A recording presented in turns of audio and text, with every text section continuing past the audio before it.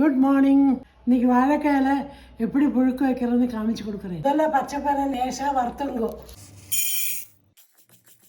கொஞ்சம் மனம் வந்தோடனே அணைச்சி விட்டு தண்ணியில் போட்டு வைங்கோ. தண்ணியில் ஓவர் நைட் ஊற வைங்கோ. இப்போ வாழைக்காயை 4 நறுக்கிங்கோ.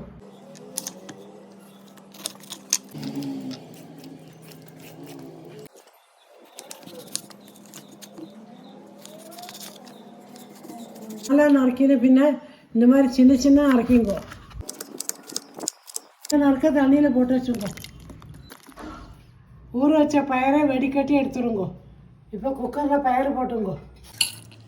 வாழைக்காய் மேலே போட்டுடுங்கோ. ஒரு கிளாஸ் தண்ணி விட்டுருங்கோ. மஞ்சப்பொடி, உப்பு, கொஞ்சோண்டு தேங்காய் எண்ணெய் விட்டுங்கோ. இப்போ குக்கர் மூடி ஒரு சத்தம் விடுங்கோ. குக்கர் ஆற வைக்கும். தேங்காயை துருவி வச்சுங்கோ. பச்சை மிளகாய் சதைச்சி வச்சுங்கோ. ஒரு வாட்டி மிக்ஸ் பண்ணிங்கோ. கொஞ்சம் கருவேப்பிலை, தேங்காய் எண்ணெய், தேங்காய் பச்சை மிளகாய் போட்டு நல்லா மிக்ஸ் பண்ணிங்கோ. வாழைக்காய் புழுக்கு ரெடி.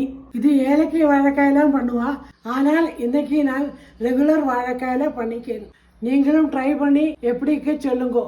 பாய்.